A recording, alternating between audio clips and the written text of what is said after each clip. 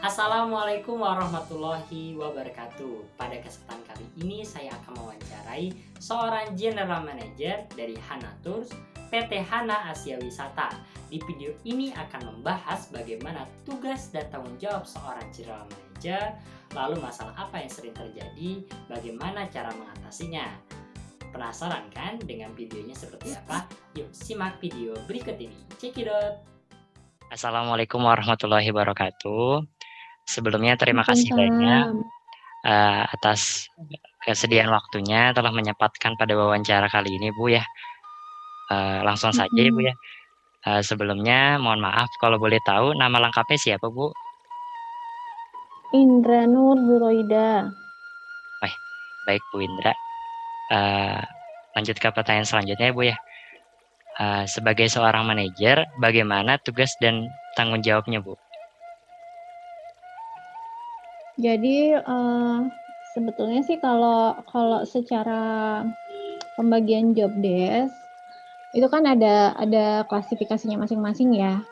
Nah, jadi JM ini membawahi manajer setiap divisi, beberapa bagian. Nah, untuk di JM sendiri otomatis pertanggungjawabannya adalah pertanggungjawaban ke keseluruhan baik dari direksi, karena kan secara garis alur kerjanya kan dari direksi langsung ke GM, kemudian GM ke manajer, baru kemudian ke karyawan.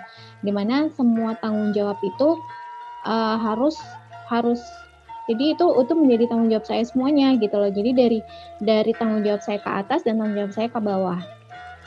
Kemudian untuk tugasnya sendiri sih lebih global ya, karena kan ke general gitu. Jadi dari semua divisi yang ada dalam perusahaan itu under si GM ini sendiri. Artinya baik untuk pelaksanaan sesuai dengan SOP, pelaksanaan sesuai dengan jalur kerja, sesuai dengan job description, dan juga pertanggungjawaban dengan eksternal. Eksternal itu apa? Misalkan kan karena kantor saya di bidang jasa, otomatis kan pertanggungjawaban ke eksternal itu berarti ke klien atau ke customer, dari internal ke eksternal. Nah, itu kan juga harus dipantau, juga harus di-maintain, juga harus di-manage juga gitu. Jadi banyak sih, lebih universal dan lebih besar tanggung jawabnya, karena tanggung jawab kita tidak hanya secara internal dari saya ke atasan atau saya ke bawahan, tapi juga saya ke eksternal juga, artinya ke customer dan ke klien juga gitu loh. Jadi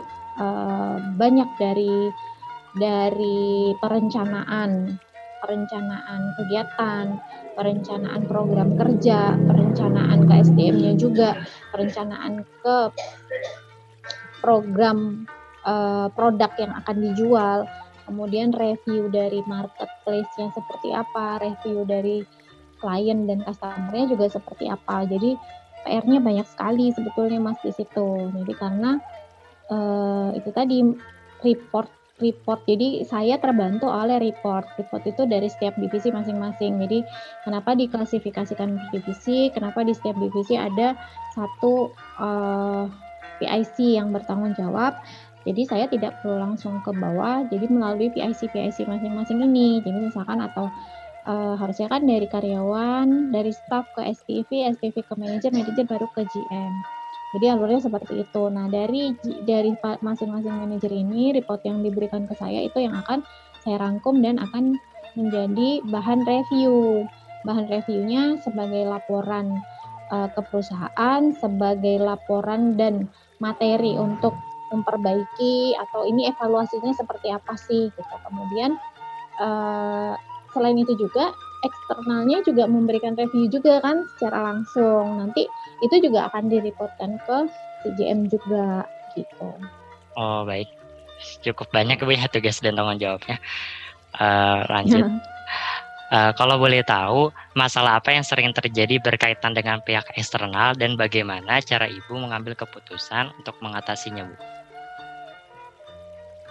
Masalah eksternal yang sering terjadi paling lebih ke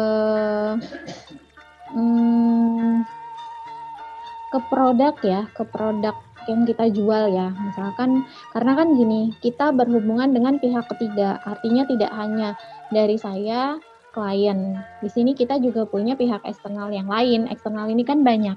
Ada klien atau customer, juga ada pihak ketiga lainnya yaitu vendor.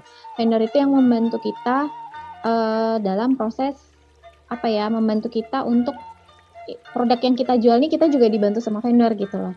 Nah, biasanya permasalahan-permasalahan eksternal yang terjadi itu dari si vendor-vendor ini. Misalkan karena saya di bidang jasa, di bidang travel umroh, dan kita kan di situ ada komponen-komponen banyak ya, ada maskapai, ada hotel, ada akomodasi gitu ya. Biasanya kendala-kendala yang terjadi itu seperti perubahan jadwal, perubahan schedule flight, perubahan hotel. Jadi misalkan di satu program yang kita sudah publish dengan harga yang segitu, dengan definisi akomodasinya apa aja, misalkan hotelnya di Mekah ini, hotel Madinah ini, kelasnya bintang sekian, kemudian bisnya mereknya ini. Nah, biasanya ada perubahan-perubahan untuk nama hotel. Nah, itu yang jadi kendala, meskipun terkadang standar kelasnya sama. Tapi kan klien atau jamaah lah kita sebutnya ya, jamaah ini kan tidak selalu mengerti bahwa terkadang kita kasih upgrade ke hotel itu, berubah nih, misalkan tadinya Le Méridien ternyata berubah jadi Hilton misalkan. Ada beberapa kendala yang paling besar adalah untuk jamaah-jamaah kan mayoritas tuh belum pernah umroh. Maksudnya dari 100% itu mungkin hanya sekitar 25% yang umroh yang kedua atau ketiga. Selebihnya semua pertama. Nah, ini biasanya komplainnya di situ. Mereka tidak paham bahwa ini upgrade gitu loh. Tapi yang mereka jadi masalah katanya ini, kenapa ini gitu. Jadi ketidaksesuaian nama hotel sebetulnya. Tapi kan ini karena pihak ketiga gitu loh. Cuman tidak pernah downgrade.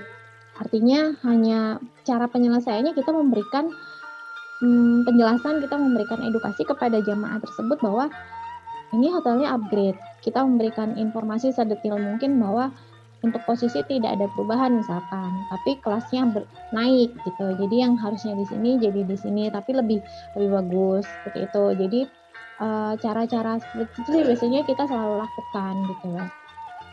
Terus kalau misalkan mereka komplain ya mungkin kita tidak pernah menyalahkan si jamaah, paling hanya memberikan edukasi aja gitu bahwa sambil menunjukkan bukti, karena kan sekarang media internet juga udah bebas ya, maksudnya mereka juga udah bisa searching di internet, memang kita tidak bohong gitu. Jadi namanya jasa kan memang kita harus sesuai dengan apa yang kita tawarkan gitu ya.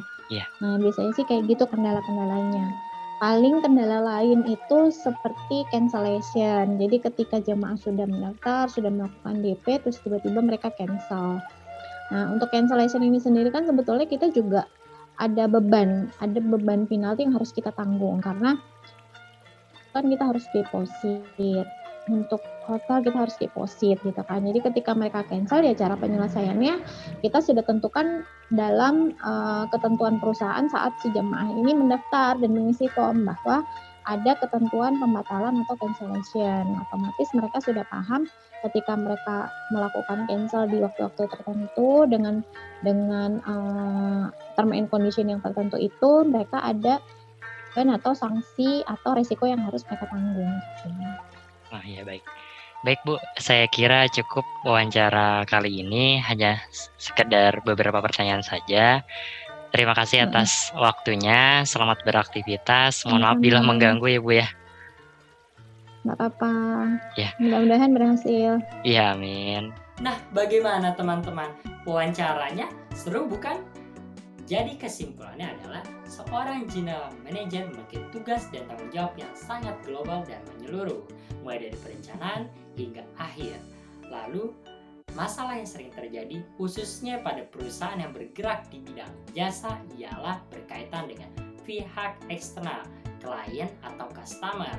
Oleh karena itu kita harus memberikan solusi terbaik baginya dengan cara mengedukasi dan memberikan pelayanan yang baik dan ramah agar para customer dan klien puas terhadap pelayanan kita. Sekian video ini, kurang lebihnya mohon maaf.